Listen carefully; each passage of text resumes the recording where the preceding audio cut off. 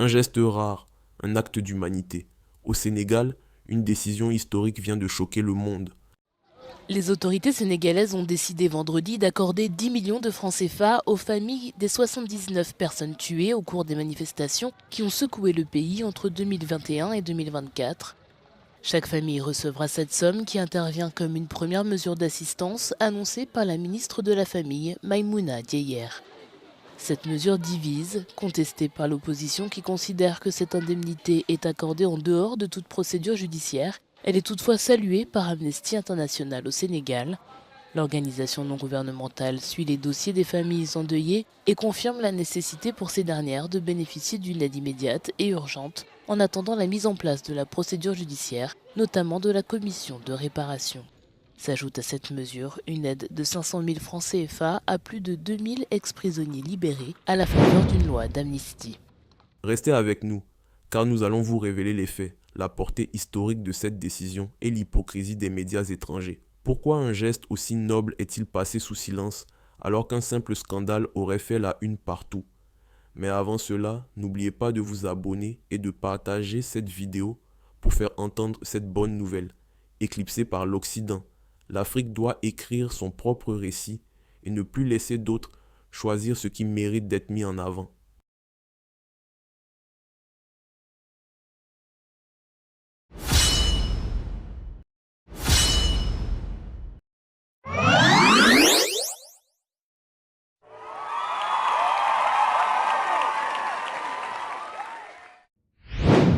Au Sénégal, le gouvernement va indemniser les victimes des violences politiques commises entre 2021 et 2024. 5 milliards de francs CFA, c'est l'enveloppe prévue. Mamadou Diouf, bonsoir et bienvenue. Merci. Bonsoir Charlotte. Indemnisation des victimes de violences politiques au Sénégal, c'est une mesure qui s'inscrit donc dans le cadre d'une politique de justice et de réparation de torts. Effectivement, l'arrivée du pouvoir actuel avec le président Diomaye Faye, le premier ministre Ousmane Sonko, ne s'est véritablement passé de façon facile, particulièrement entre la période 2021 et 2024, puisque d'ailleurs c'est la période qui est choisie pour cette question des indemnisations. On avait souvent dit sur ce plateau qu'il y a eu des dizaines de morts. On ne savait pas exactement quel nombre, parce que l'État n'avait pas fait le travail qu'il faut. Actuellement, 79 personnes ont été recensées, considérant comme étant les personnes qui ont été décédées. Un travail qui n'est pas encore terminé, puisque les chiffres qu'on donnait, c'était un peu plus de 80. On est déjà à 79. Il y a plus de 2000 personnes qui ont été impactées par des violences électorales, des gens qui ont été emprisonnés, des gens qui ont été blessés, des gens qui ont été handicapés, etc. Bon, il y a ce recensement-là également qui n'est pas encore totalement terminé. Pour ramener un peu le pays vers une situation normale, l'État a pris sur lui d'indemniser les victimes de ces violences électorales. Quand je dis l'État a pris sur lui, ce n'est pas au tribunal qu'on est allé. Un procès a été organisé, les coupables ont été désignés et on a demandé aux coupables de dédommager les victimes. C'est l'État qui a prévu une somme de 5 milliards au niveau du budget pour aller vers ces dédommagements, puisque cela avait été dit de façon très claire durant toute la période de la campagne électorale. Ça faisait partie des promesses électorales du pouvoir en place actuellement. Il fallait aller vers une réconciliation des Sénégalais. Ben, ça passait par la reconnaissance du tort qui a été fait à un certain nombre de Sénégalais. Ça passait également par un geste, fut-il symbolique, pour montrer aux gens, à défaut de pouvoir compenser le tort, ben voilà ce que nous mettons sur la table pour vous dire, vous faites partie de nous, continuons ensemble. Et cette initiative constitue une étape importante pour le nouveau pouvoir en place. Oui, c'est une étape importante pour le nouveau pouvoir en place pour deux raisons. La première raison, c'est qu'une bonne partie des victimes sont des militants de PASTEF. Pas tous quand même. Mais une bonne partie des victimes sont des militants de PASTEF. C'est eux qui étaient pourchassés, c'est eux qui étaient arrêtés lors des manifestations, c'est eux qui ont été bastonnés, c'est eux qui ont été torturés.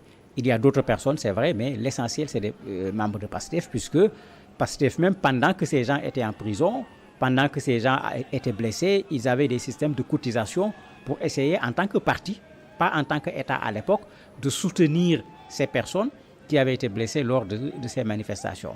D'ailleurs, même avant les 5 milliards, il y a 108 millions qui avaient été dégagés pour 112 personnes qui avaient été identifiées, qui d'un point de vue santé étaient dans un état extrêmement difficile, qui ne pouvaient pas attendre cette procédure où il fallait passer par le budget, etc.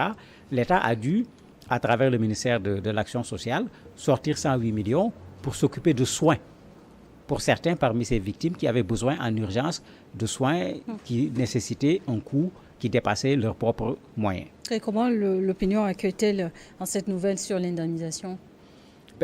En fait, ce qui va se passer, il y a une commission interministérielle qui a été mise sur pied.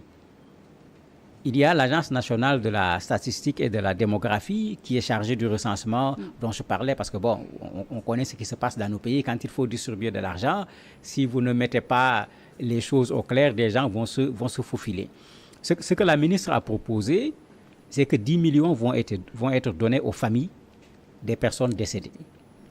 500 000 francs vont être donnés. 10 millions par famille? 10 millions par défunt. Par défunt. Parce que malheureusement, il y a un cas où quelqu'un a perdu 2 de ses filles dans l'incendie, l'attentat, parce que c'est comme ça qu'il faut l'appeler. On avait jeté un cocktail Molotov dans un bus, il y a eu 2 morts, les 2 filles appartiennent à la même famille. Donc, ce n'est pas 10 millions qui sera donné à cette famille, mais ça sera plutôt 20 millions à raison de 10 millions par victime. 500 000 pour les prisonniers. Bon, là, ça crée déjà un débat parce que les gens disent pourquoi mettre tout le monde sur le même pied d'égalité, donner 500 000 à tout le monde, alors que certains ont fait 1 mois de prison, certains ont fait 1 an de prison. Les situations, le dommage n'est pas exactement... Des fonds qui devraient leur permettre de reprendre une vie? En fait, les fonds doivent permettre de reprendre une vie parce que certains sont allés en prison, ils ont perdu leur emploi. Vous avez bien entendu. Un gouvernement qui, de son propre chef et sans pression extérieure, décide d'apaiser la souffrance de son peuple malgré des défis financiers majeurs. Combien de manifestations avons-nous connues en Guinée, en Côte d'Ivoire, au Burkina Faso? Trop souvent, il n'y a même pas d'enquête, encore moins d'indemnisation. Mais au Sénégal, une première historique vient de se produire. Les victimes des manifestations politiques et leurs familles vont être indemnisées. Un acte rare sur le continent africain où trop souvent les drames sont étouffés et les douleurs ignorées. L'Afrique entière devrait se lever d'une seule voix et saluer cette décision. Pourtant, cette annonce est presque passée sous silence, aussi bien par les médias étrangers que par les médias africains. Mais si cela avait été un scandale, une crise ou un événement négatif, l'information aurait fait la une pendant des semaines, avec des analyses en boucle et des débats enflammés. Pourquoi ce silence quand il s'agit d'un pas en avant pour l'Afrique? En attendant, replongeons-nous dans les événements marquants de ces manifestations qui ont coûté la vie à plus de 80 personnes. Et le Sénégal promet d'utiliser tous les moyens nécessaires pour rétablir l'ordre. Après que de violentes manifestations ont frappé ce pays d'Afrique de l'Ouest pour une 3e journée, des manifestations ont été déclenchées par l'arrestation d'un dirigeant de l'opposition plus tôt cette semaine. Ousmane Sonko est accusé d'avoir perturbé l'ordre public et fait également face à une allégation de viol, ce qu'il nie.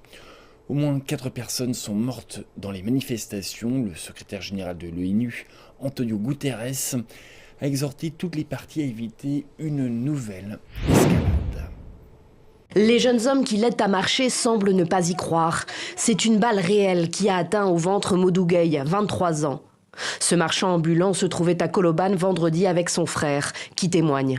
Je jure, et Dieu m'est témoin, que nous ne manifestions pas. S'il avait jeté des pierres, je l'aurais dit. S'il avait brûlé des pneus, je l'aurais dit. Dieu nous l'a repris. Mais je jure au nom de Dieu qu'il ne faisait pas ça. Ils l'ont tué injustement. Ce garçon est innocent. Lui assure avoir vu un homme en uniforme tirer sur Modou, qui est mort des suites de ses blessures dans la nuit de vendredi à samedi. L'information n'a pas été confirmée par les autorités. Il est la 2e victime connue des manifestations de vendredi au Sénégal. Car un étudiant est mort également à Saint-Louis dans le Nord. Une enquête a été ouverte. Partout dans le pays, les rassemblements ont été dispersés par les forces de sécurité. Macky, ça suffit. Nous voulons la paix. Nous en avons assez. Nous ne voulons pas de violence. Nous en avons marre de Macky Sall. Il a terminé son mandat, qu'il parte et nous laisse avec notre pays. S'il ne peut pas organiser des élections, nous le ferons sans lui. La vie est chère, rien ne marche ici. Qu'il quitte le pouvoir. Vendredi, le président Macky Sall a accordé sa première interview depuis l'annonce du report de la présidentielle. Il continue de nier catégoriquement vouloir se maintenir au pouvoir. C'est un tableau qu'on peint, mais qui ne correspond pas à mon profil, qui ne correspond pas à ma personnalité et qui ne correspond pas à la réalité. Je suis pour un processus inclusif, transparent et apaisé qui permette un passage de relais dans la douceur et dans la paix. L'opposition appelle à amplifier le mouvement de contestation. Une nouvelle manifestation lancée par le collectif de la société civile Aar Sunu Élection est prévue mardi.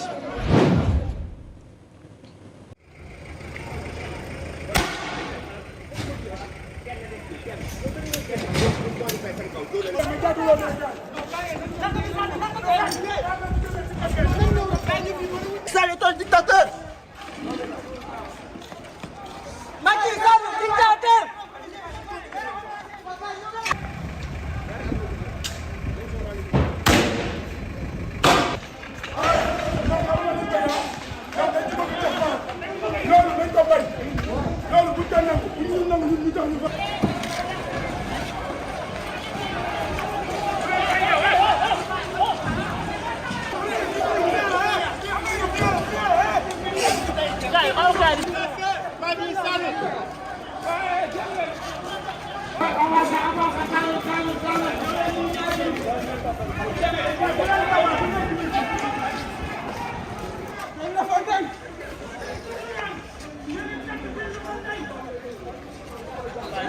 Dictateur! Macky Sall dégage! Macky Sall le dictateur! Macky Sall le salopard! Nous voulons des élections gouvernementales! Nous voulons enseignement!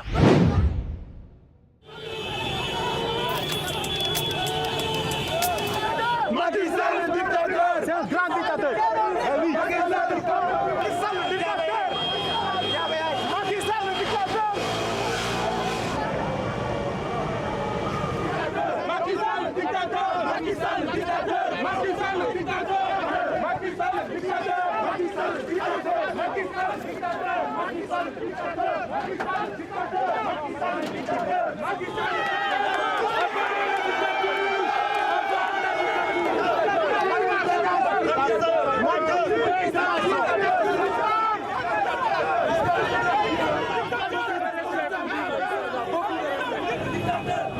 dictateur!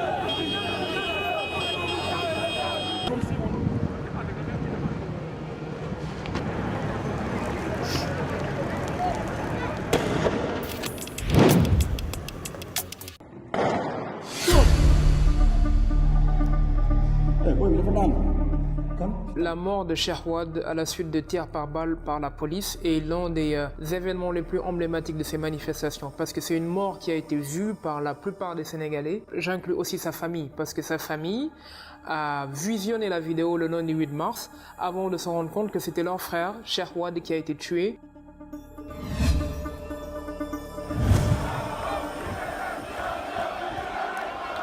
Les manifestations de mars 2021 ont commencé le 3 mars à la suite de l'arrestation de l'homme politique Ousmane Sonko alors qu'il répondait à une convocation de l'autorité judiciaire suite à une plainte pour viol qui a été faite contre lui au mois de février 2021. La situation est suivie de très près par les Sénégalais. Beaucoup des partisans d'Ousmane Sonko même qui sont exprimés sur les réseaux sociaux estiment que seule la libération d'Ousmane Sonko pourra ramener le calme. Au cours de ces manifestations qui ont duré 5 jours dans plusieurs villes du Sénégal, il y a eu 14 morts. Et ça, ce sont les chiffres du gouvernement et la blessure de 590 personnes selon la Croix-Rouge sénégalaise. Et parmi ces 14 morts, 12 ont été tués à la suite de tirs par balles commises par les forces de défense et de sécurité, à savoir dans ce cas-ci la police, la gendarmerie et l'armée, donc à Dakar, à Diaoubé et à Bignona.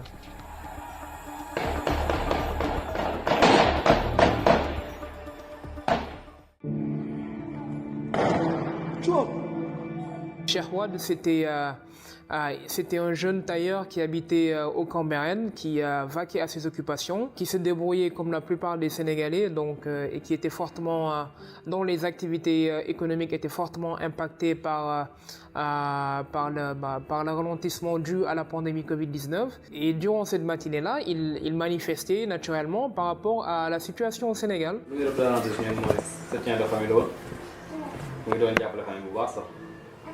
xam nga ko si yenn affaire yi nga xam ni day yàq wala ay violence yoo xam ni day yàq yooyu yëpp xam nga ko si mais peut-être mu am na loo xam naqari na ko tamit mu ko neexee manifesté wu loolu daal lañu xam ni nekk na si te lu amul bu mu ko def tamit moom la concerne boo na sa Sénégalais yi concerne nga dem manifesté wu yaa na kenn mënu ko tere nit ki.